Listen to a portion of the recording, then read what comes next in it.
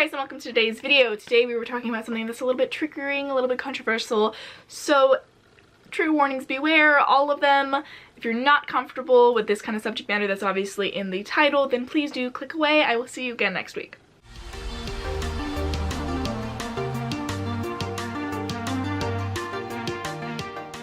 Hello to everyone who stayed. Today we were talking about a question that I got asked from a viewer, which is how to write abusive parents into your books, because you all really just hate your characters and really want them to have traumatic backstories. I see you. I know. I was on Quizilla back in the day. I was on Wattpad, Wattpad Award winner. I know what you all do. I know that's like the staple thing for a traumatic backstory for your character, and I'm here to address it. However, I think I'm going to be making this a series on my channel. I know I did it like a mini one a while ago that was only like a month long. It's called Ale, which is abuse in literature, but I think I'm going to be continuing on with the subject. So it's going to be randomly popping up as like a weekly video. It's not going to be like in a set time period.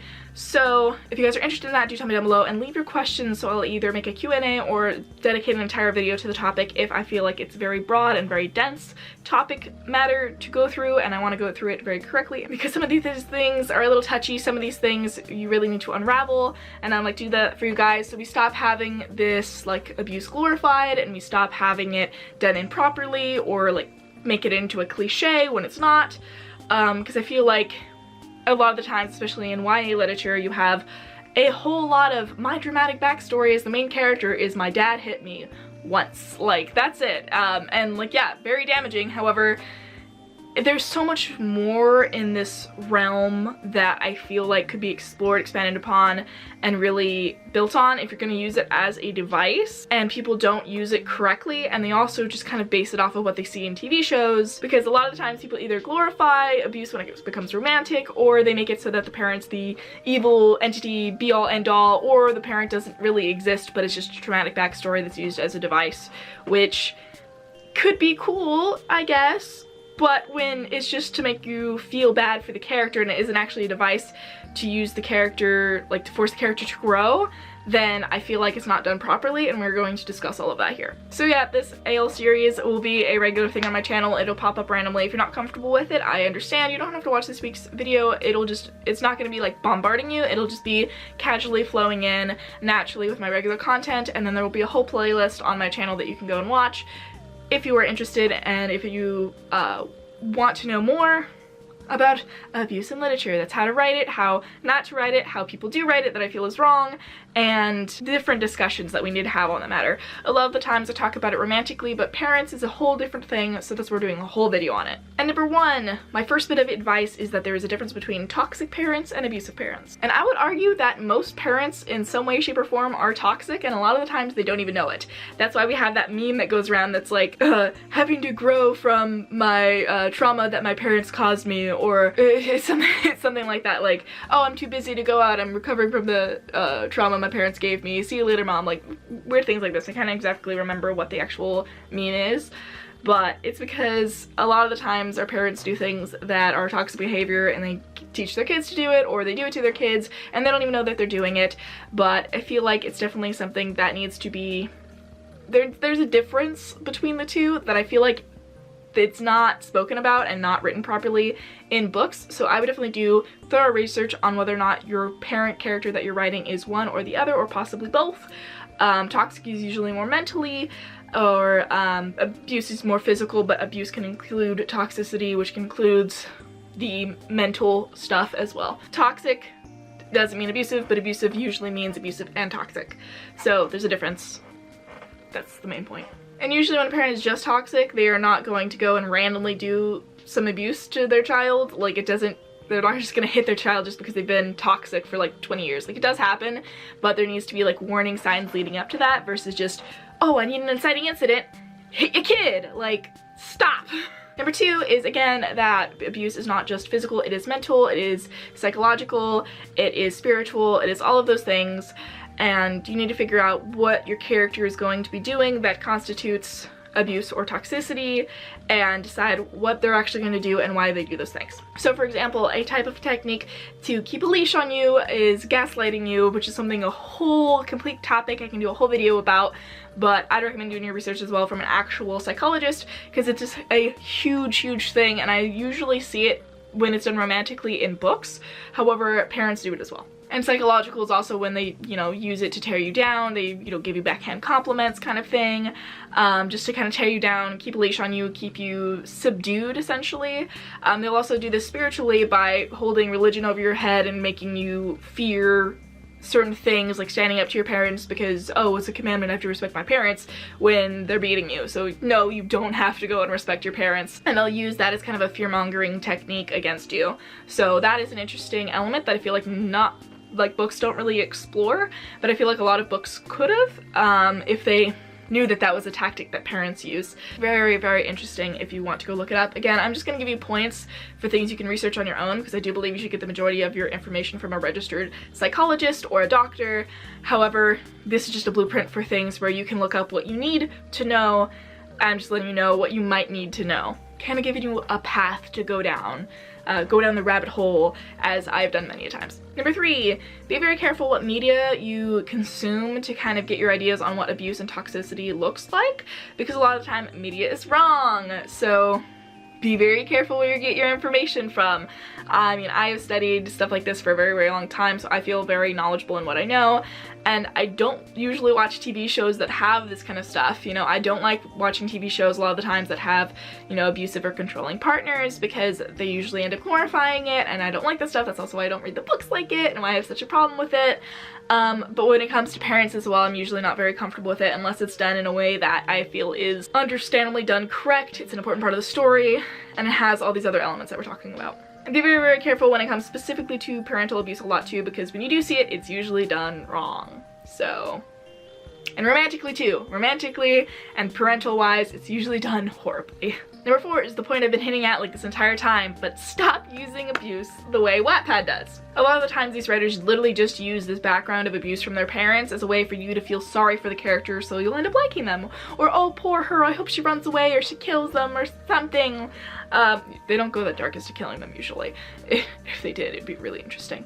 But it's a very not good place to get your ideas from, essentially. A lot of the times they overuse that trope because they've seen other Wattpad authors use it. I use the term authors loosely. Yeah, it's just a technique to make it so that you feel for the character, you feel bad for them, and then you sympathize with them very quickly. But it's really just a weak way of making your story likable, making your character likable. It's just a really lazy way of doing it. You can make it where, oh, they have a personality, but no, their main point and their main personality point is that their dad hit them. Like, that's it. And that's like a side point I like to make as well. A lot of the times it's the dad hits the daughter, but a lot of the times that isn't the case in real life. So mix it up. A lot of the times it's the same old cookie cutter situation in books where it's, you know, main character is a bland potato with no personality, but I need to give her something tragic so few readers will feel for her, and so that she has like a dramatic backstory she has to overcome, even though she never really does. She just immediately gets over it and everything is fine. So her dad's gonna hit her. There's so many other dynamics you could look at that having that as the thing is just really annoying. And plus your character's whole existence shouldn't be revolving around the abuse she suffered as a child. She is more than just what she's overcome, and she has personality outside of that, so don't use it the way Wattpad does, because that's all they do.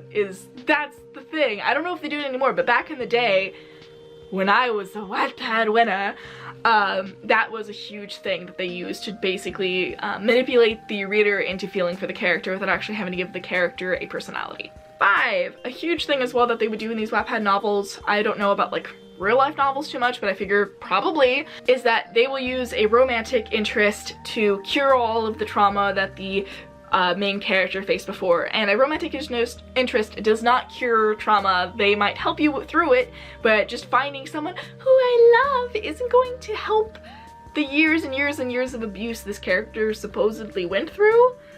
So no, like, I would be more happy if I read something where it was like, oh, this person actually helped them get through things that were triggering them and helped them, you know, go to their, you know, their therapy that they needed and helped them get on some meds that would help them get them off it, helped them not self-medicate. You know, that's like a cool story, not I'm instantly better because I fell in love. It's the power of love. Stop with that whole notion that you need someone to be into you romantically for you to solve your own fucking problems. Hell, I would more so prefer if it was the person who came over everything themselves and was then happy with themselves and went out and got on with their lives, versus they love me so everything's okay. Let that die, please. Number 6 is a great example of something you can actually look at for toxic behavior in a parental, and that is actually something very close to home to everybody, and it's called one of our favorite cartoons called Tangled. For example, Gothel consistently gives Rapunzel backhanded compliments to lift her up so that she can tear her down, thus asserting her power over her and further controlling her. As in, I can give you something that'll make you feel good and I can take it away just as easy. Remember that whole line where she's like, oh, you do that every day, I don't know how you do it. Oh, it's nothing. But I don't know why it takes so long. Mother Gothel also consistently uses her form of motherly teasing as a way to tear her down, which is abusive mentally and very toxic as well. She wants to be like the cool mom, but you're not the cool fucking mom if you constantly make your kid feel like shit. Because sure, teasing can be cute if your kid wants to reciprocate on the teasing and can give it back a little bit, you know, you can have a little bit of banter, but when you're just constantly shitting on your kid, it's not teasing, it's being a fucking bully to a child, you asshole. And that's a lot of the thing with toxic parents, is that they don't give any consideration to how their actions or their words affect their child, because it's all just a joke to them. They're very lighthearted, or not really, they just want it to seem that way while they shit on you. So just other examples of what Gothel does is that she isolates her in a tower her entire life, uses her for her powers on a consistent basis, and that's the only reason that she takes care of her at all. Otherwise she'd be fucking starving up there in a tower with no real way to get down and too fearful of her to actually go and leave anywhere, and would probably just starve herself to death instead. And Gothel also plays the victim anytime Rapunzel stands up to her. Oh, how dare you! I'm your mother, why do you treat me this way? You know, we all know fucking when people do that. Number 7 is that also if a parent is toxic or abusive, it's very important to think about why they are that way. Not to make excuses for the way they act or what they've done, but to have context to the situation so that you know the full background and the full spectrum of the situation. If you just have it as they're drunk for no reason and that's why they did it. They always have a reason that they are the way that they are. You can't just dive into what your main character's past is when their past includes their parents. You have to dive into their parents' background as well, so you know what kind of people they would be. If you discover, oh, this person would be toxic, or this person who's a parent would be abusive, how is that going to impact their child? But to understand that whole dynamic, you need to understand where the parent is coming from too. Again, not to make excuses for their actions, but just to understand the context of what they're doing and why. Otherwise, the whole thing is hollow and just seems like a plot device that you slam together just to make people feel sorry for your character. 8 is another example, and that is that a great example of the backstory of a parent who's abusive is in I Am the Night, the miniseries with Chris Pine. Note that this will not have any spoilers. So the main character in this miniseries is Fauna Hodel. She is a teenager raised by a black woman who passes as white in the 1950s, so you can see how that isn't going to go very well. Now, her mother, Jimmy Lee, has raised her entire life, and she knows she's not her real mother. However, Jimmy Lee still raises her and used to be a very good caretaker, until she starts beating the absolute shit out of Fauna. She also constantly tears this poor girl down. And at first it seems like it's a very hollow plot device until you start learning more and more about Jimmy Lee's background and how hard it's been on her raising this seemingly white child in the 1950s as a black woman. She has to pretend that, oh, she's her nanny so they won't call the police on her. You can see how the upbringing also affects Fauna in that way, where she's raised to be a black person but she never turns darker. It's actually based on a true story by a woman named Fauna. I think her book is called When She Turns Dark or something like that, I'll put it right here.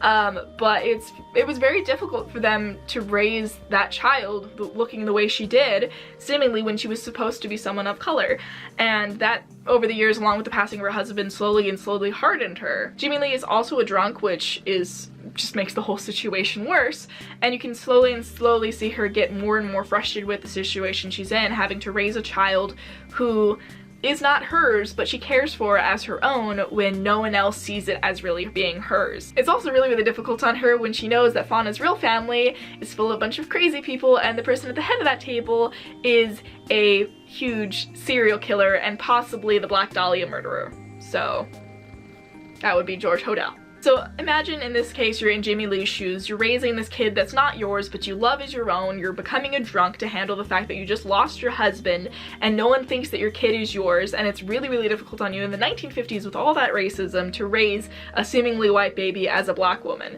Back then that was not a common thing whatsoever, and the fact that she was also drunk, but knowing that your child's grandfather is probably stalking you and is a serial killer who cut up Elizabeth Short in a absolutely horrendous way, and there's nothing I can do about it, and I have to keep this secret from you, but keeping this secret from you is making you go further away from me. You can get why she tries to do anything possible to keep her under wraps and under her reins, because she cares about her, doesn't want her to leave, but then it's her abuse that forces her to leave in the end. And that wasn't a spoiler because that literally happens in the first episode. And also the whole like him being a serial killer is not a spoiler either. That's like hinted at in the trailer. It's like the whole point of the whole show, so no one can say I spoiled that, because I personally believe George Hodel, the real life person, was in fact the Black Dahlia killer.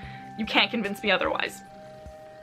Number 9 is to further go on to what I've been talking about, and it is that context is very important.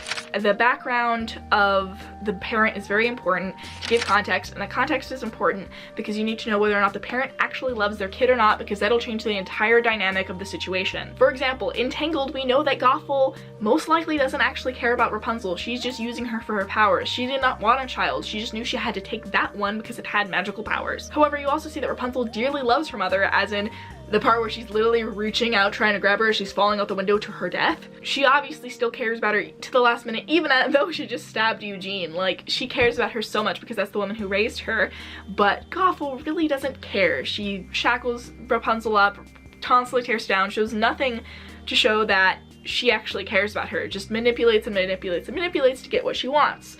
So that changes the complete and utter dynamic, and the fact that her kid still loves her despite that is a totally different dynamic that was really, really interesting to watch, because we were given context, because we understood their relationship and how interesting it was when you have a kid who loves the parent doesn't give a shit about the kid. And that created the whole air of toxicity that is revolved around the entire movie, that you see Rapunzel slowly and slowly overcome as she comes more into herself, and how she grows as a person when she's finally away from Gothel, when she's not under her heel. Meanwhile, in I Am the Night, you have Jimmy Lee, who obviously really does care about her daughter. I mean, she's abusive and just rude to Fauna to her face, but you see behind the scenes how hard she works to try and save Fauna no matter what. You can see that in the scene towards the end of the miniseries. Again, no spoilers, but they're crying on the phone to each other, and you can see just how much they love each other and how much they're both so absolutely screwed because of it. And they obviously have this mutual love for each other. They just don't have the ability to express it to one another.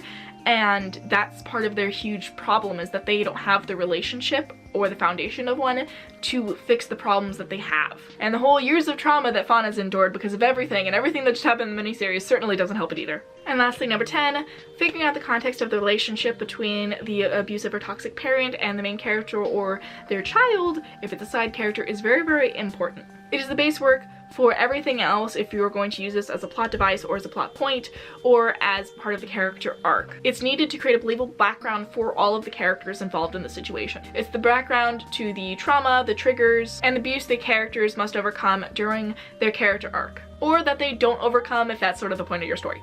And really, that was my whole problem a lot of the times when I would read, for example, Wattpad stories that had this abuse as a plot device and as a background for the characters, is that nothing would ever come from it. It was just a something I got over of years ago kind of thing, and it was just a way for you to feel bad for the character, to feel for them right off the bat, when in reality it should have been their personality that stuck out, that made you drawn to said character. It should not have been the sympathy you had for them. It can be, however, usually it's just a very lazy way to build the story. And not to mention, but as soon as the love interest would pop up, everything was fine and dandy, and they would just never see their parent again, never face the trauma, never deal with it, because they were totally fine just because someone fell in love with them. And that is not the case, my friends. It will take years and years and years of therapy to go over, for example, your parent hitting you from the time you were like born until you were 18 and you left. Like, it takes a whole lot more, and the whole point of having this possibly as a background for your character is that it's part of what they need to overcome to become better people, to be more sound with themselves and have more peace of mind.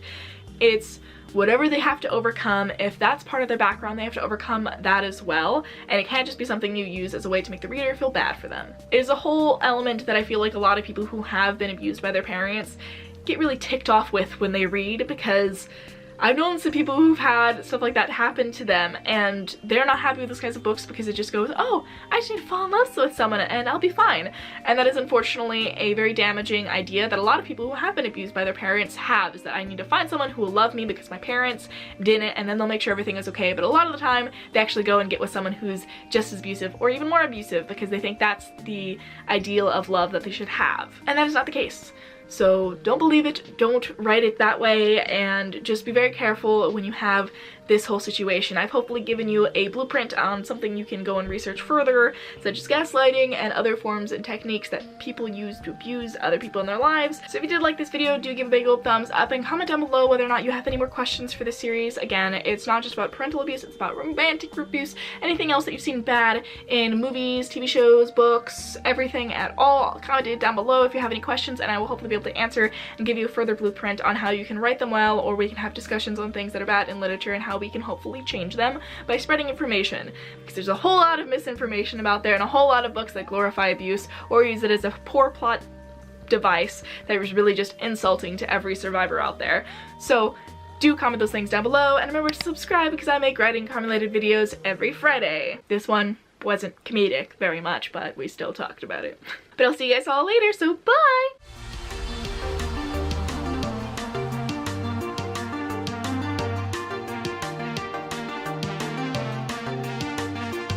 Trying to step back.